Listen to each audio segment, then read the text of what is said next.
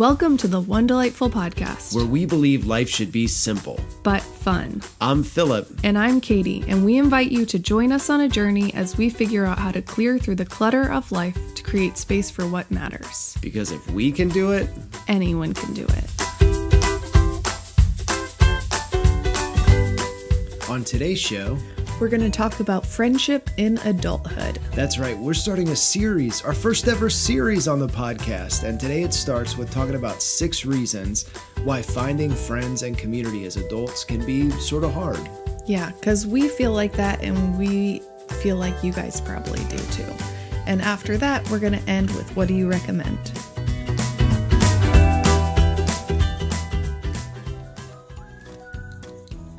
Before we go any further in the show, we want to highlight our favorite item that was purchased this week with our Amazon affiliate link. So this week the item is the Better Than Bouillon roasted garlic base. Better than bouillon. That's a bold claim. I know. I wouldn't think to order this on Amazon, but I do order a lot of weird things on Amazon. I wonder if it's similar to like a bouillabaisse.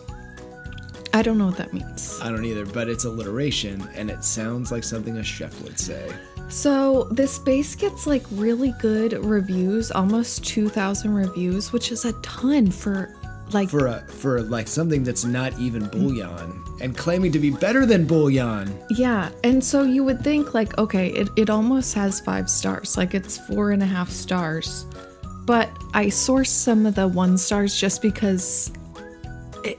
Reading reviews on Amazon, I have a feeling I'm not alone, or Target or wherever. It gets so confusing because people that leave reviews have very strong opinions. Yeah, one bad 1-star review can spoil, well, in this case, 1,900 5-star reviews. But well, no, it's just reviews. You don't know that what they you were need to hear is that before you buy this Better Than Bouillon, you might want to take into account a couple of these 1-star reviews.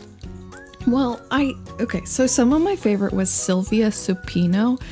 She had such strong opinions about it that she left 2 reviews on the same date. I didn't even know that was possible. I didn't think it was possible too, but it starts with her title, because you can title them as Salt, Salt, Salt. All caps. All caps. And then, oh, this is why, Philip. Sorry, I just see a caveat. There used to be flavors you could pick, so this is the garlic base. She left a review on multiple flavors. She bought, you're never going to guess what flavor she bought. I'm guessing salty garlic. No, first she bought lobster flavor. Oh, jeez. And she said that was salty beyond belief. Okay. And then that's why she was able to leave a second review, which she titled, "If You Like Salt, Here Is Your Product." Well, anyway. And that's on the clam base version. Whoever purchased this Better Than Bouillon base, we hope that you do not feel like Sylvia and think that it's very salty, but feel more like the people who left it 5 stars and really enjoy your Better Than Bouillon chicken base. Can I say one more thing though? Picky Britches, that's their screen name, said it does not taste like ham because they bought the ham version. I'm mostly concerned. I didn't know you could buy bouillons with all these different flavors. Yeah, the idea is like a meat broth. It's weird though. Well, but anyway, okay. If you would like to hear your item purchased on Amazon featured on the podcast, please use our Amazon affiliate link when you purchase items on Amazon. Yes, you guys were totally killing it, and then you've slacked off a little bit. I don't know if it's something against Amazon or if we should take it personally, but probably against Amazon. Yeah, use our affiliate link so we can share the fun things you guys buy. So, as we mentioned, today we're starting a series talking about friendship, especially in adulthood. You know what that is? Friends. That's right. Okay, very good. Because real life friendship is nothing like that. Really? Maybe there's some overlap. I'm not your Chandler. But I think maybe that's the problem with friendship in adulthood, is that it doesn't look enough like the TV show Friends. That's right. You mean like in terms of how did they afford that gigantic apartment in Manhattan? Yeah. I feel like they're in the Upper East Side, but I don't really know. Is that Manhattan? I think so, but who's Okay, who's to anyways, say? but they live in community together and they're pretty much all in the same stage of life. Like nobody's married.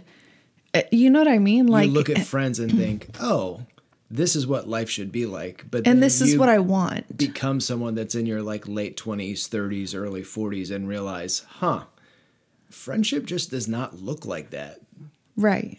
So we've gone through a couple different seasons with friendship and just with moving and being single and then having kids. And a lot changes with the landscape of friendship post-college.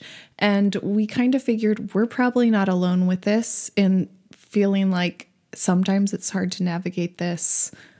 There's just different seasons to it. And it'd be good to talk about it because I think a lot of us feel like we're trying to figure it out. And it feels better when you realize, oh, other people are trying to figure out this. That's right. Too. Yeah. Because there's really no guidebook to how to have friends. And if there was, I would question it, Philip. But think about this. There are millions of books about marriage. There's millions of books about parenting. There's like books about how to balance like all those things. Right. But there really isn't a lot. Like we were even trying to think about books about friendship in adulthood, like how to do it well.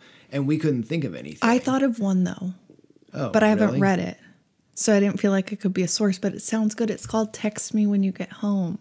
Oh, that's good. Because I love texting. It's about like female friendships. Well, I'm a dude, so it's not as appealing to me, but I could see how it's a really clever title. I bet it's I bet that title's in a fun font on the cover of the book. So we're going to talk about friendship and adulthood because what we've realized is it's really important, but it's really hard to do. And we haven't, talked to a whole lot of people about, okay, how do you do this and how do you do it well? So thought maybe just opening up a conversation about that could help us all sort of discover what we want in friends and how to like get the kind of friends that we want in adulthood as parents or older singles or wherever you find yourself. And we had some thoughts on what were these 6 reasons that friendship and community in adulthood can be hard. And then I also asked on Instagram stories, and I feel like these are compilation of your thoughts and our thoughts, and really like they were very similar. Which puts some, not like positive wind in our sails, but at least reaffirm that this is an issue that people are thinking about and wondering about and is sort of common across different people, are experiencing the same problems with it. So we're hoping that maybe talking about friendship and adulthood, and specifically today talking about why it can be hard, can maybe be just helpful for you as you're thinking about, other people feel this way too. That's encouraging to me. Now, without further ado, the 6 reasons friendship and community are hard in adulthood. Hit me with number 1, Philip. Oh, here we go. Number 1. It's like such a sad chart. It shouldn't be said with such pomp and circumstance. The number 1 reason that we talked about friendship being hard in adulthood shouldn't be a shocker to anyone. And I feel like this is what most people said when they responded to your informal Instagram poll, time and busyness. Because, girlfriend, life's busy. Who even are you? Yes. I mean, I feel like, so time/busyness is what people said. Well, life just gets more busy the older you get. Because you get out of college and you get a job. Right. And so life's busier because you have a job. After you get a job, or maybe before you get married, and then you're balancing what's it look like to be married and what's it look like to have a job. And then kids come along and it's like, I've got a job, I'm married, I have kids, and then maybe pets get involved. I guess that's why Paul said it was better to stay single. That could very well be true. And I think if there was some sort of graph that someone made of isolation, it's like your isolation goes up, even though you might be living in community. Because I have this theory that it's like, I haven't had a scientist confirm it. I don't know what the name of this theory is. But so you have a hypothesis. An untested hypothesis. Okay. that very well could be incorrect. It's that in high school and whatever, younger grade schools, you most likely, in a normal setting in the United States, you are in Let's say in Wichita, Kansas. Oh, gosh. Here I am just putzing along. I'm a high schooler in Wichita, Kansas, minding my own business, and... It's not like friendship per se is like easy to navigate as like a kid, but you are seeing the same people like over and over again. You're in the same class. You have like there's teachers that are like invested in you kind of having healthy relationships with your peers. Your parents hopefully want you to have healthy relationships with your peers. But as you go to college, you're a little bit more isolated. Like you're in a dorm, you could hide more. Like I feel like in high school, yes, you can hide, but it's harder to hide because you're so exposed because you're around the same people every day. And then in college, most people are in the same stage of life. You're going to classes, like hopefully you're not getting drunk on the weekends like most college students are, but that's... Wow, that took another dark turn. But that's the depressing thing about college right now. But you are around the same people, and people are generally single and wanting to... mingle. But have friends. You know what I mean? Like you're there to get an education and hopefully... Like I just remembered this. I have a friend from high school, Jack, that said in college you should walk away with a degree and some lifelong friends. Like that's kind of the goal of college. I see what you're saying, but then you get out of school and you get a and job. Then you're a lone ranger then. Yeah. You leave school and like maybe you're fortunate enough to have some friends you can live in an apartment with, or you know what I mean? But you are getting more, you can hide more as you get older. That's right. And well, and then when you add a job, a spouse, kids, moving pieces with the schedules and all that, where you live, it just becomes harder and harder to fit anything else in, especially since everyone feels overwhelmed, everyone feels busy. So the one thing none of us feel like we have is time.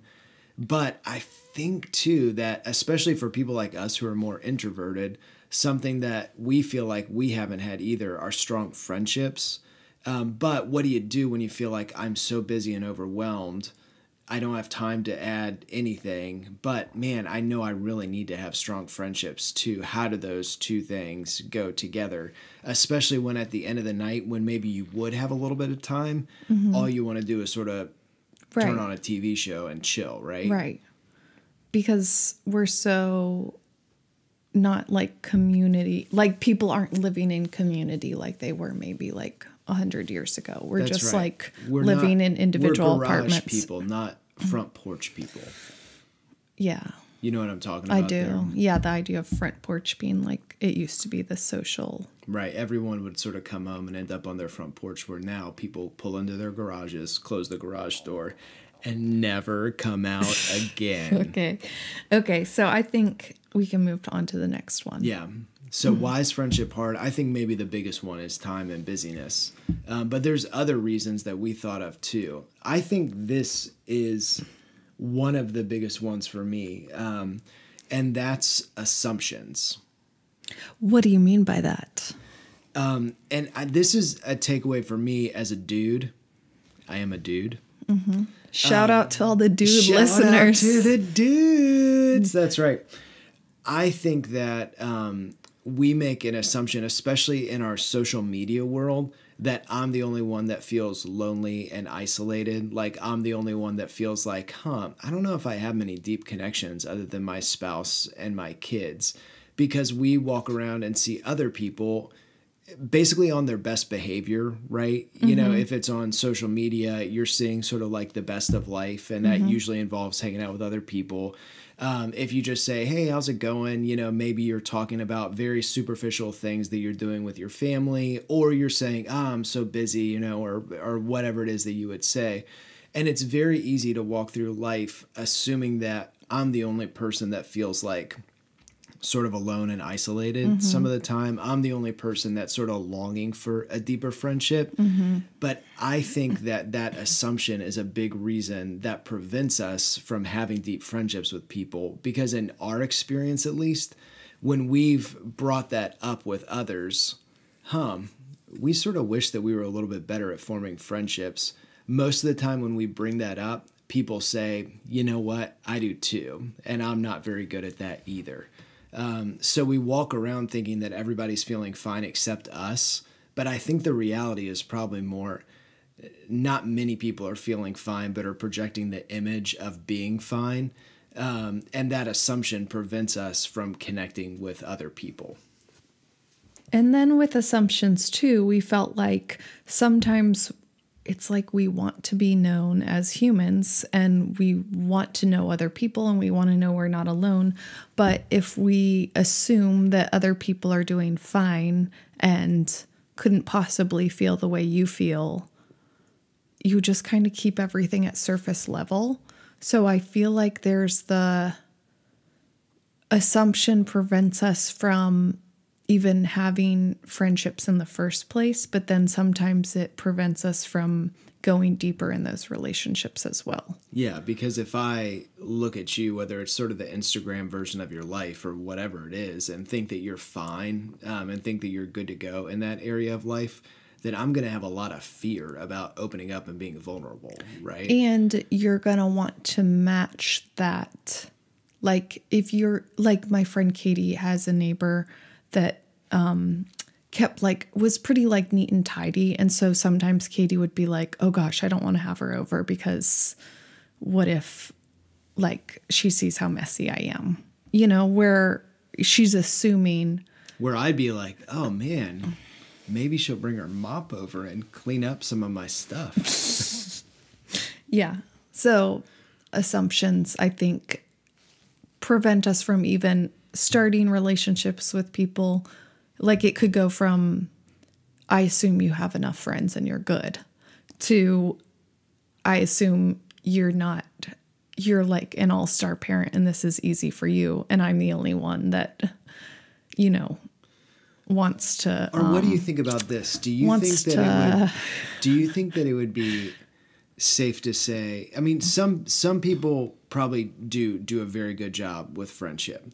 Yeah. But I wonder, with just how busy and overwhelmed people constantly say that they are, and I mean, how we feel a lot of the time too, if it might be safer to assume that people are feeling more like alone, overwhelmed, and I wish I did a better job with friendship, than to assume, oh, they've got it all together, and I have a feeling they have a lot of deep relationships, so they don't need me. Mm-hmm.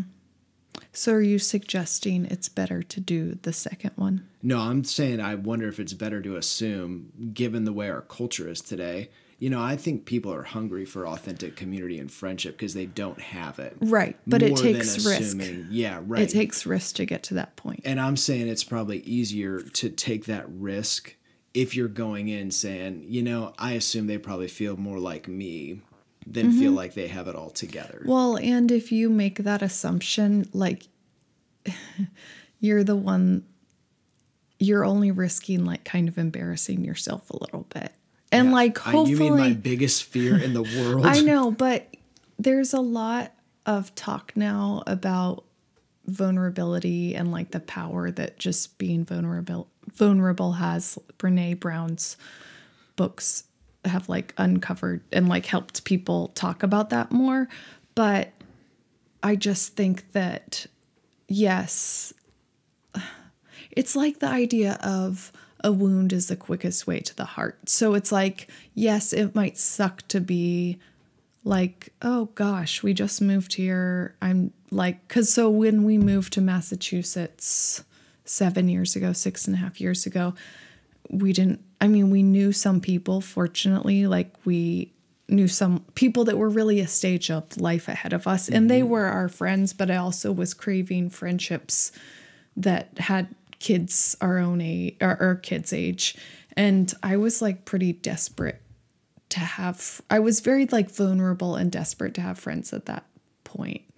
And if I hid that, like, I don't know if you want to be friends with the person that like, well, of course there's a balance. You don't come up saying, I am like desperate and miserable. Will you be my friend? Right. But I think if you lead with authenticity, right, man, being a parent is hard. Right. Moving to a new area is hard.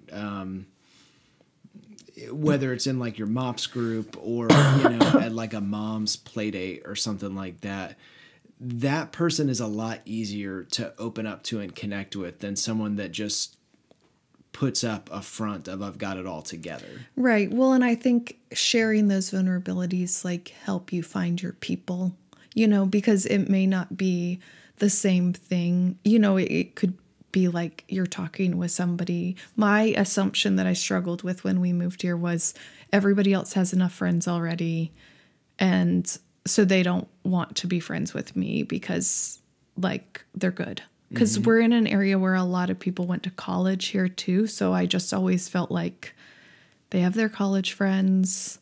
And, but being vulnerable helps you find your people, I would say, and that are like-minded. And then maybe if the struggle isn't the same, sharing and being vulnerable, might open up other people's same struggles or different struggles, but gives them permission to be their authentic self. So number 2, friendship and adulthood could be hard because we make assumptions that everybody's fine and has that taken care of, when in reality, most people don't from our experience. Yes. So the third one is expectations. We have based most of our expectations of what friendship should be like off of what our experience in college was. So we both went to these big public schools and were involved with Young Life that had these really strong communities of people that were all volunteering with the same thing. And my expectation of what friendship should be like for the rest of my life was like it was when I went to JMU, James Madison University, big public school in Virginia, where I lived in a house with 8 other guys. We spent all day with each other. We did this Young Life thing where we volunteered with each other. Every night, we were all hanging out, watching TV together, and we were all in the exact same stage of life of being in college and being single. Mm-hmm. And I thought, oh, this is community. And they were incredible friendships, still some of the strongest friendships that I have in my life today. But when I got out of college, I brought those assumptions and expectations about friendship into life post-college when I just had a regular job, was still living with a few guys in a house, but they all had jobs too that were very different than mine. And so I expected, oh, you just sort of fall into really deep friendships with people. That's just what happens in life. But that was not the reality that I experienced. And I see this a lot working with people getting out of college now, where I call it the dark year. My first year out of college was one of the hardest years of my life. And a lot of it had to do with expecting that community like I experienced in college should just be something you can fall into and be the norm in regular life. And I think, though, that got better as we got married and we have started to make some friends, throughout our adult life, that for a long time, I continued to carry that expectation of friendship, that it should be like college, where you just sort of fall in with people that are like-minded, you start spending time together, and you become best friends. But in reality, those expectations don't match up with the experience of what you can expect in adult life. And I feel like it's not wrong to crave that kind of depth of relationship or community. I feel like that sense of community is a good thing.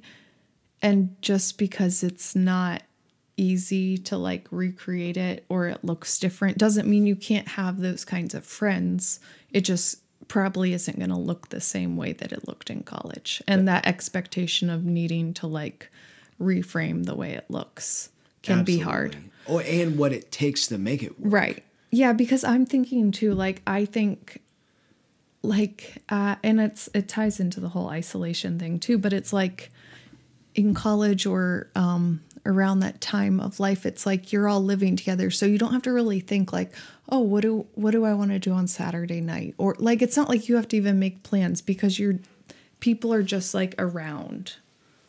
But then in adulthood, it's a lot easier. You have to plan stuff. And then there's probably different levels of people's capabilities as doing that. What do you mean? I just mean I'm a terrible planner. Oh, I see. I'm I want plans, but I also sometimes don't like committing to plans. Well, and we don't have the available space to hang out. One, drop everything whenever and hang out because we have commitments to family and job and kids and that kind of thing. But then there's also just not space for the regularity of community that you experience in college.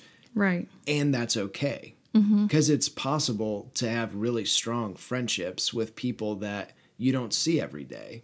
But you have to have different expectations in order to go after and appreciate, the kind of friendships that are realistic in adulthood. Yes. So, next one? Yeah. Okay. So that's number 3. Number 4, and we had a lot of people talk about this in different ways on Instagram. It can be really hard to have friends in adulthood because people that you're around are in different life stages. Right. There's like basically, once you're not in, I feel like, school anymore, you become like all lumped into one category. There's not like the division anymore, because like you're so in a box when you're in school. Like you're in first grade, you're in second grade. But then like post-college, it's like, well, I could be friends with anybody, but it might be weird if I'm like, you would see an elderly neighbor as a different kind of friend than a peer. Oh, no, 80-year-old John down the street, he's my homeboy. But you could be his friend. Yeah, no, that's true. Well, but just naturally too, where you find yourself grouped in life, like you want people that have common other people, other parents who right. have kids the same age, but that person could be 10 years older than you or 10 years younger right. than you. Right. Sorry, funny thought.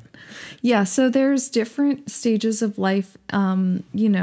Obviously single, married, have kids, don't have kids, and then it gets even harder too because you're like, oh, but you have a 2-year-old and we have a 10-year-old. We don't have a 10-year-old, but like, well, or I've even felt like, yeah, but since I'm out of the or we're out of the having a baby around the house, I sometimes am like, oh, I don't know if our friends that have a toddler want to come over because what if I have something that they could choke on the floor? Right. Or all those little skewers, right next to the electrical outlets. But it's like, it'd be so hard to move those skewers.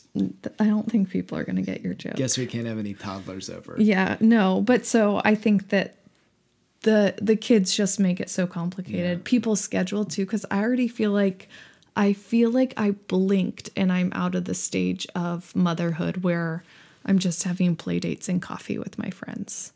Because it was for 6 years, that was kind of my life where our son was maybe in preschool, but I had another kid home. So you're always looking for something to do during the day. And now our kids are both in school.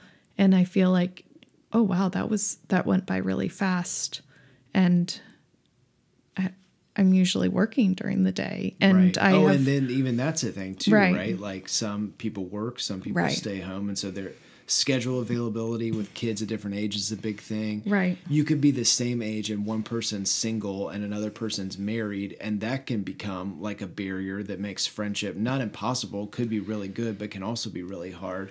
And I think one of the things, we had one of our friends weigh in on this when we asked about it, and I think we've experienced this too, is the financial disparity that can start to happen. Right. Because if you have a couple where both the husband and wife are teachers, mm-hmm. and then you have a couple where, both people are commuting into the city and have been climbing the corporate ladder, by the time you're our age at 35, the second couple is making 5 times as much money than the first couple.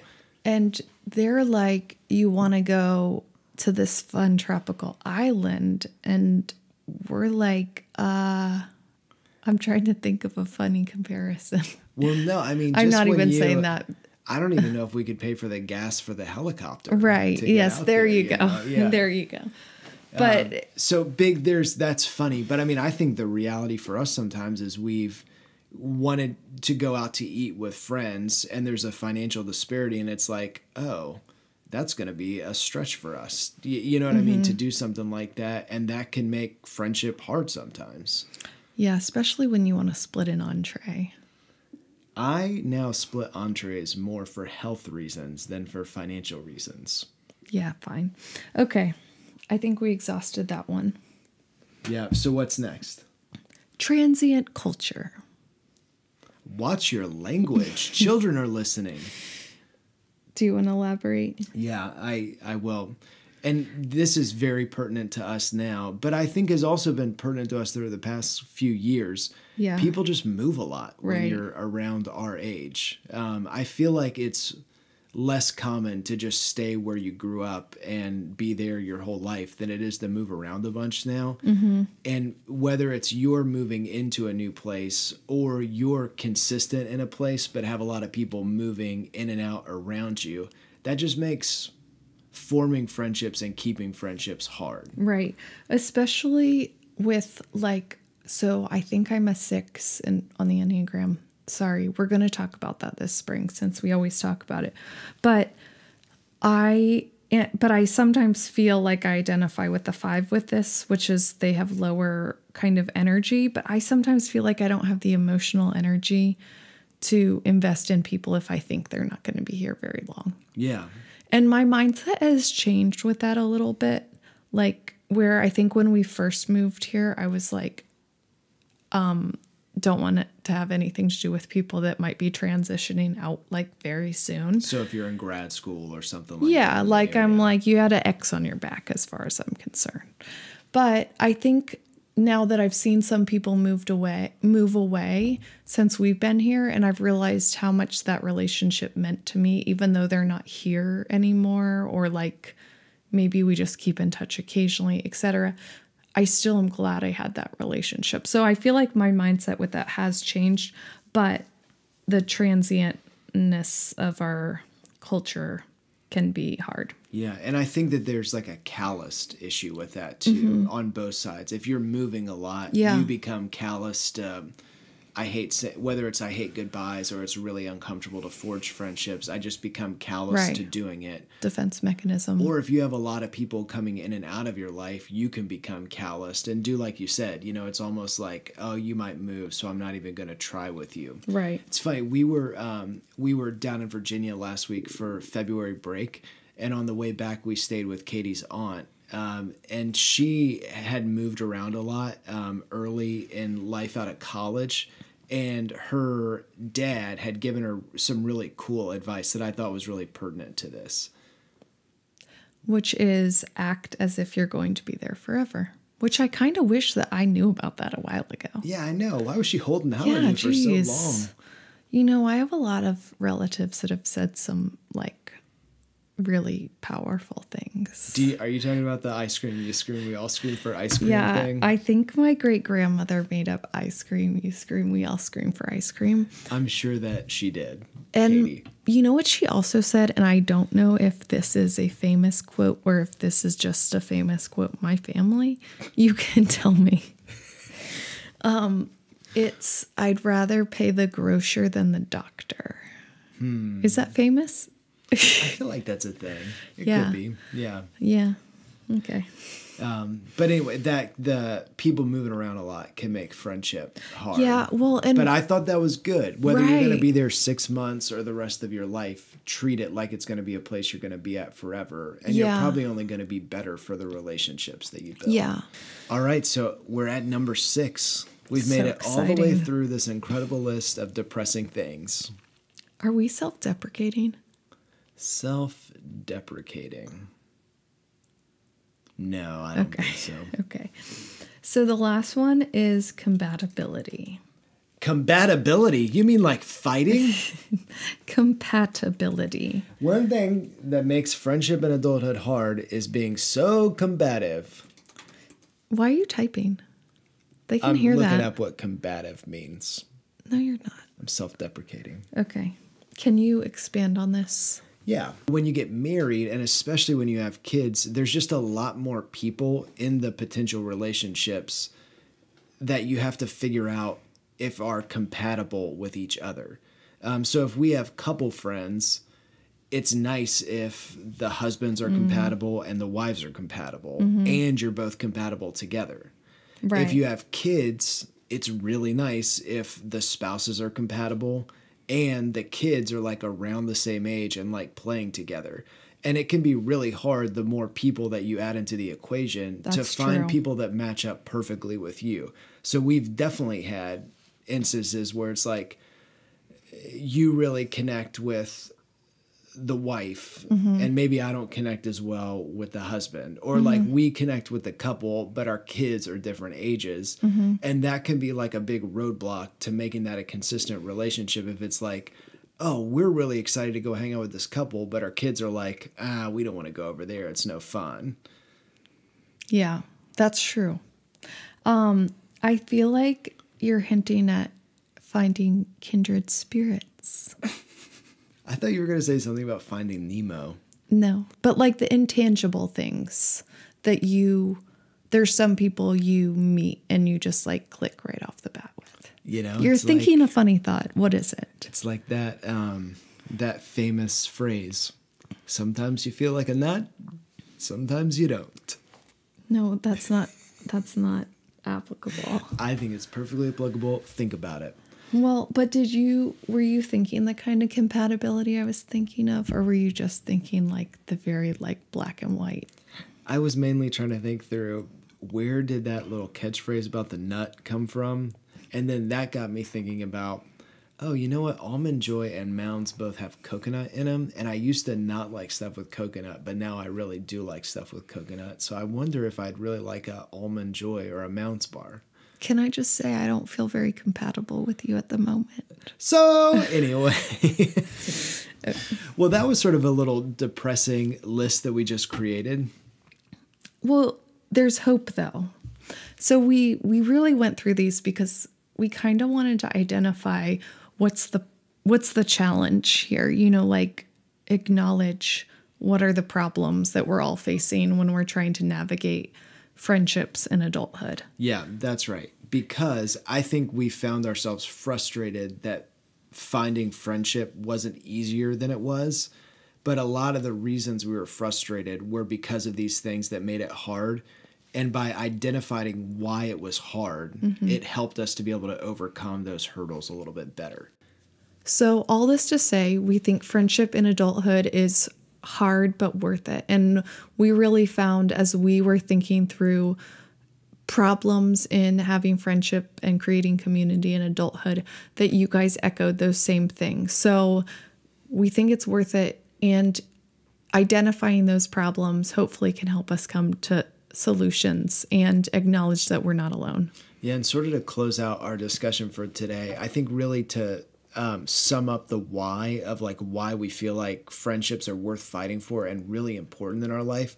There's this story that C.S. Lewis tells about what happened when his friend Charles died. C.S. Lewis was a part of this group called the Inklings. They were a bunch of squid, right?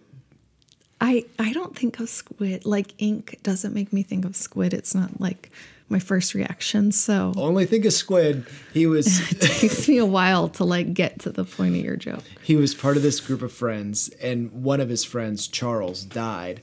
And his reaction to it, I think, really summarizes why, like, what we want out of friendship. Yes. And what it says is, in each of my friends, there is something that only some other friend can fully bring out. By myself, I am not large enough to call the whole man into activity. I want other lights than my own to show all his facets. Now that Charles is dead, I shall never again see Ronald's reaction to a specifically Charles joke. Far from having more of Ronald, having him, in quotes, to myself, now that Charles is away, I have less of Ronald. Well, I think that that's true in terms of when we get to be around other people that we're both friends with, there's parts of each other that come out that only that person can bring out. Right. Well, and I think it says too, like, it's not healthy for you just to be in relationship with like your spouse, or a boyfriend or girlfriend or whatever, like that it brings more value to our relationship when we have relationships with other people as well. I mean, I think we were made for community, and we function best when we get to be a part of a community that really knows us and that we can be our true selves in. But it's really hard to do. So how do you, as a normal person living in our culture today, maybe married, maybe with kids, maybe with a really overwhelming job, how do you pursue deep friendships like that? That's what we're going to talk about next week on the podcast. But in the meantime, Katie's created a cool printable that's sort of a reminder of why this kind of friendship was important. We wanted to do part of that C.S. Lewis quote, but we weren't sure what to do with the dead part. Thought that making a print that says Charles is dead, right, even if it was in really cool calligraphy, might not be something you'd want to hang on your wall. Right. Now that Charles is dead. Oh, yeah, I do really want to value friendships. Why is that on your mantle? So anyway, more on that next week.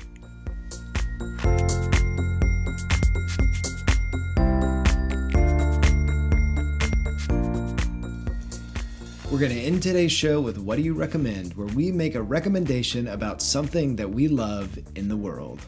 Katie, what do you recommend this week? Okay, so I'm going to go with Lauren Daigle's album. Oh, the Daigmeister. I wanted to go with something friend-related, but then I was like, I'd rather go with a true recommendation than something random. Yeah, that's right. So Lauren Daigle's album, Look Up Child, it probably came out a little while ago, but I've kind of been living under a rock. I think 1986. I think it's because I don't really listen, and probably most people don't listen to like regular radio anymore. Yeah, right. Like I listen to Spotify. So I just listen to our podcast on repeat. Unless I know to look for something, I'm not going to like discover new music. Here's why I enjoy this album.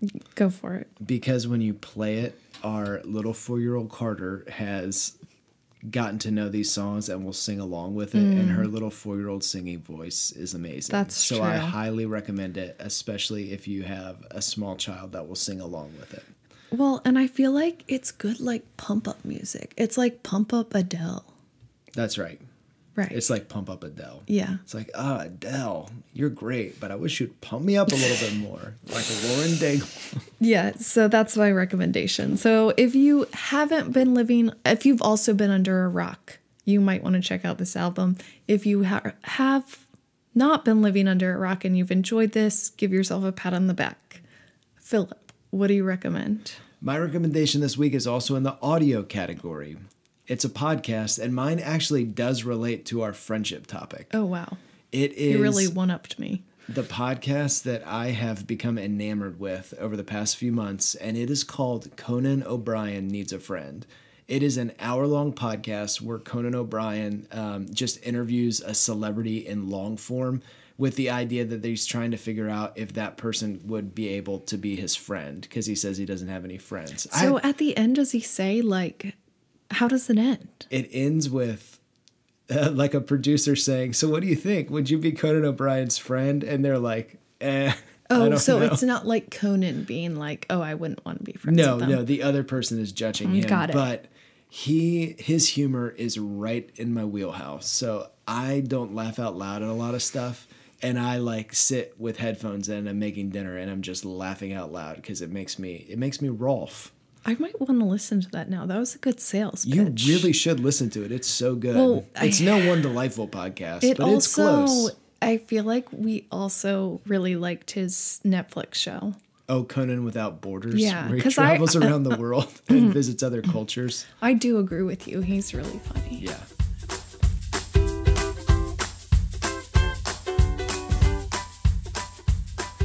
That's going to do it for this week's episode of One Delightful Podcast. That was my Oprah voice.